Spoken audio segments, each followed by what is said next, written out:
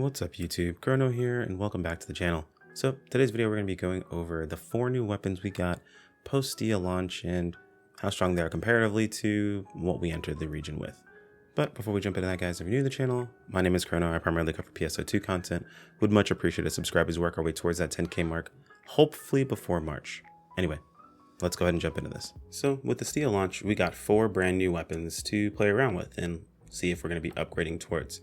That would be the Prim Libra weapon, the effulgent weapon, the colofus, and the ever elusive gunblaze weapons. So let's kick things off with the very first weapon, the Prim Libra weapons. Now, these were announced as weapons that you can use going into the next region in case you need to catch up. There were tickets involved with them. We had some limited quests, and I'm gonna be honest with you guys, these weapons are a bit of a trap.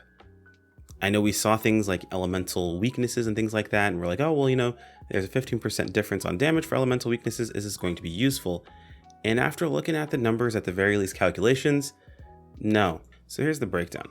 Prim Libra, after it's fully upgraded to max, you're looking at about 601 base power with a potential 24% potency, and every 10 seconds after being equipped for 10 seconds, you regen 4% HP.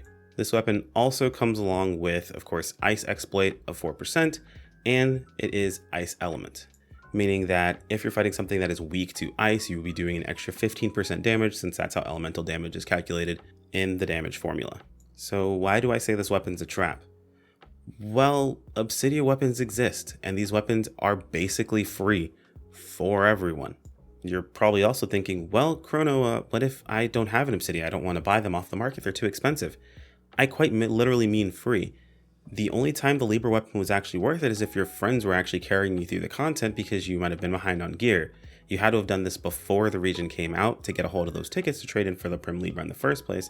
And if you were playing during that time or had your friends carrying you through that content, they could have also just carried you through Ordinal Tower, which if you complete Ordinal Tower with certain classes, you end up getting an Obsidia weapon, actually all of the Obsidia weapons for that class itself for free. They also come at plus 40, and on top of that they have augments already on them, things like mastery and triple, that makes them not that difficult to set up for use going into the next region.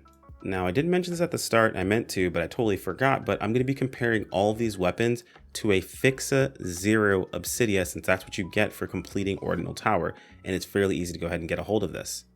Even now, you can still go back and do Ordinal Tower and get this weapon. So again, going into the new region, there shouldn't be any reason why you don't at the very least have an Obsidia at plus 40 and have some augments on it.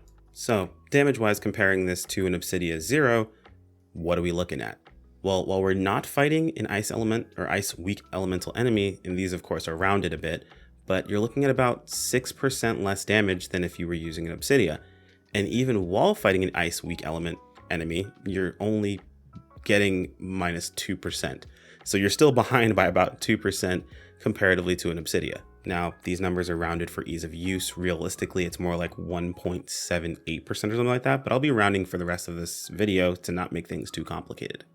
The only saving grace to the Prim Libra weapons while looking at them are you get them with Fixa 1 attack, and when you calculate in that Fixa 1 attack, you're looking at about even on Fixa 0 Obsidia. So if you have an Obsidia already, there's no reason to pick up a Prim weapon.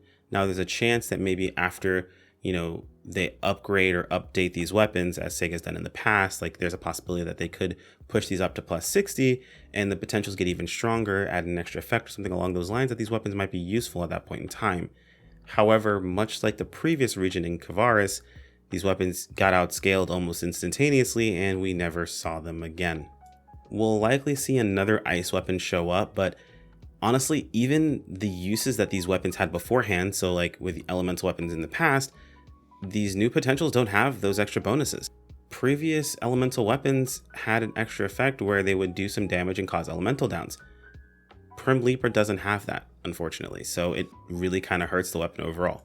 If I were ranking these out of the 4th weapons that we got, this is the worst one. This is worse than the Obsidia that we have. There's no reason for you to really interact with it whatsoever, outside of just wanting to have the look of the weapon. Maybe do challenge runs. And I guess that's not completely fair because there was one way I thought this weapon would be useful.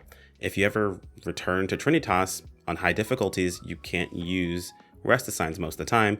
In some situations, or you just don't have them, you can use this to counteract some of the damage that you're taking. Now, I'm not saying you'll be able to face tank Trinitas now, but you will be able to counteract that health loss that you have from some of the stage's effects. I feel like we've kind of gotten the point across. And in the next few weapons, I'm not going to go this hard on it, but I'm looking purely based on math. If you guys happen to find other use cases where this weapon can be useful, feel free to toss it into the comments. But we're looking based on percentages and whether or not you should even be investing your time in upgrading this stuff. And right now, the way it looks, don't bother with the Prim Libra.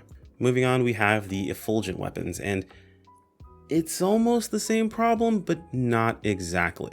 So the effulgent weapon actually has a bit of a better potential. You've got Blitz Unit. Blitz Unit has a 15% potency and 15% crit after a step or weapon action that negates damage. Meaning you need to be able to step in the way that you proc a step that we can do a step counter, or your weapon action has to activate to negate the incoming damage you receive. Things like guard frames would not work for this potential. This is basically an upgrade to the Resurger weapons we had back in Alia. At max upgrade, it comes in at a whopping 611 base power, which is still pretty low. Keep in mind, Obsidia is 674. However, it does have that extra fire element, meaning that against fire weak enemies, you will be doing that extra 15% increased damage. Along with it, you do get the fire exploit 2 augment on it as well, so you got an extra 4% from that too. Now for the comparisons. Against enemies that aren't weak to fire, which obviously this weapon is not for, you're looking like about 3% behind an Obsidia weapon. Now these percentages don't seem like very much. To be honest, they never have been all that high in the first place, because realistically a lot of these weapons are pretty close. So I probably should have put this as like a disclaimer at the very start, but when you choose to upgrade is 100% up to you. It's very rarely ever going to make or break your play. However, in games like this, part of the fun is chasing the next weapon. If you don't have fun doing that, then by all means, just make sure you set yourself up decently and you'll be good to go. Realistically, as long as you've got an Obsidia that's decently augmented and decently augmented gear from the previous region, you can actually get into every piece of content, and if you're semi-skilled, you'll be able to deal with most of what's coming at you. Tangents aside, yes, 3% behind, not too bad, but you're only about 1.5% ahead. Is that how I would round? This one I couldn't really round that great, and having it at 1% seemed too low and 2% seemed too high. So against fire weak enemies, if you've got a decent one, that's not too bad. Keep in mind, we're also talking about Fixa 0 here. If you happen to get a hold of a decent Fixa 1, you're looking at even more damage. One last side note, and I'll stop going on side notes, but these calculations were also done with max add-on skills. So you're looking at max crit chance, max crit damage. Yes, this does help weigh the weapons that do have extra crit chance higher. However, they were already weighted higher in the first place. So it was about a difference of like 0.5 to 1%. And I felt like in most cases, a lot of people that are looking at this type of video are going to be pushing their add-on skills as high as they can anyway. At the very least, 15 to level 18 is reasonable. No, you don't need to be level 20 on your add-on skills for this to matter. It's totally fine if you're at like 18. That being said, this having crit chance attached to it allows for it to get a little bit more value. However, it still doesn't have that awesome potential that previous elemental weapons had, where it helped for getting elemental downs, and without it, realistically, it's a high thing to ask for someone to make a weapon for one specific situation, especially when there's other alternative options that are gonna overall be better. If you happen to luck out and get a high Fixa one, I would probably say sell it. There's probably someone out there that really wants it, or maybe just stash it for now, because these weapons might be useful in the future if, again, we get an update where they increase these weapons and the potentials end up being kind of crazy. However, as far as usefulness right now, it's a skip 100%. Even as I say skip 100%, I can feel someone typing in the comments that they have found some sort of use case. So again, if you guys find a use case, by all means, feel free to toss in the comments below. It's very early in the region. We can't have accounted for everything, but I've tried my best to cover every possible scenario that this would be useful in. Moving on, we're going to probably talk about the most common weapon that I'm sure everyone clicked on this video for. Yep, go on and bring out the colofus weapons. So the colofus weapon is basically been the hot topic for most people because it's the weapon you can now farm all the Infernium for and get a hold of at Fixa 3. Now, keep in mind, if you guys did watch my previous video talking about the Infernium farms, you can actually get a Fixa 0 and a Fixa 1 fairly quickly. So if you're someone who doesn't really care that much about insane progress when it comes to these weapons, you can get those weapons fairly early on, fairly easily, and then get quite a few of them if you have multiple classes that you like to gear up. Now, looking at the colofus weapons, their potential is instant death unit, which is kind of a funny name because I feel like it doesn't really fit what this thing does. So the potential is 19% potency with 5% damage resistance, and you get an extra 5% damage resistance and an extra 6% potency if you're fighting adults. Now, this is the one weapon I'm going to say, yeah, this is what you're working towards. Realistically, this is what everyone's going to be trying to get a hold of, and will probably be using for at least half of the region. This is essentially the Kaiser farm, but substantially better. So when we're talking about the comparison to our Obsidia, while we're not fighting adults, it's about behind roughly 3%, so a minus 3%. However, when we are fighting adults, it is a plus 3%. And to be perfectly honest, the first sort of plus I gave this weapon is most bosses, actually any boss that really matters, is gonna be adults. All of the urgent quests and things like that. Basically, like the only time you really have to worry about not fighting a doll's boss is usually if you're fighting veterans, and that's about it. And if you're optimizing for mob fighting, this video isn't for you anyway. You probably already know exactly what you're doing. Now, like I mentioned before, this is the Infernium weapon, so most people are probably going to have the Fix Attack 3. And when we look at the Fix Attack 3 variant of this, the percentages skew so much higher. You're looking at only behind by about 1% against a non-dolls unit, and against dolls units, you're ahead by 7%. So definitely weighted in a much favorable manner. This is basically going to be the most common weapon for most people. It's going to be their gold standard. Likely you'll farm Infernium, and then you'll take your Infernium, pick up your weapon, and if you need to multi-weapon, you'll grab a second weapon for about 15 Infernium and multi-weapon it that way. Seeing as it'll just be multi-weapon fodder, you don't need it to have the Fix Attack 3, of course. 15 Infernium is plenty. Moving on, we have the creme de la creme of weapons. We've got the gunblaze weapons. Now, gunblaze is our relic / rugged equivalent that most people are probably going to be upset about that even exists in the first place. However, again, the farm for it's actually pretty all right. So it's in a good spot, and I'm actually kind of happy these weapons exist because there always needs to be a big tick item as far as I'm concerned. But we're going to jump right into it.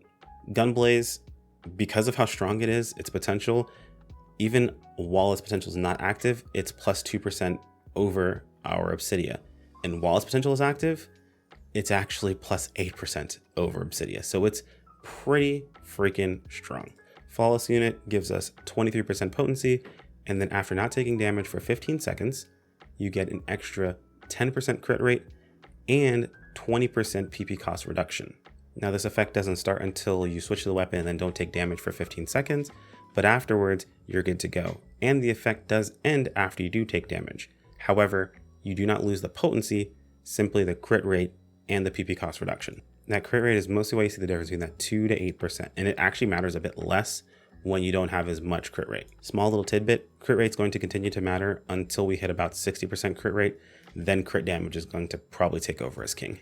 So God help any enemy that's going up against an Arcs with a gunblaze that's got crit chance directly on the weapon in the Fixa, because you are going to hit like a truck. So yeah, in a best case scenario compared to an Obsidia at Fix 0, which a large majority of the player base probably entered the new region with, you're looking at about an 8% damage increase. Now, ultimately, at the end of the day, it's up to you individually to decide whether or not that damage increase is worth likely hundreds of millions of Meseta to actually get a hold of that weapon itself. Maybe you get lucky, you get it as a drop and you just want to use it, or maybe you get lucky and get it as a drop and you want to sell it and make that money. Either way, it is up to the player at the end of the day. I'm just here to give you the information so that way you can make your own informed decisions. And that's it. That covers every single weapon that we have in the STIA update. Now, we are going to be covering units in the future. However, it's probably not going to be as extensive. It's not nearly as difficult to talk about. We don't have to talk about potentials and things of that sort. So it'll probably be a shorter video. I wanted to go ahead and do this in this sort of way. Hopefully this is a bit more concise. I know it's still a little long, but we did cover quite a bit of information and there was a lot of math involved as well. And that's all I've got for you guys. Let me know if there's anything I missed in the comments below. Like if you enjoyed the video, subscribe when you keep up with more. I'm going to be paying close attention to the comments this time around. If there's anything you guys would like I cover in the future. I know I'm going to be covering classes later on, probably next week, but I wanted to get, gear videos out and, things that people are going to be farming very quickly because I know everyone's jumping into that right this very second. I am terrible at ending videos. Like if you enjoyed, subscribe when you keep up with more, and I'll see you next time. Take care. Peace out.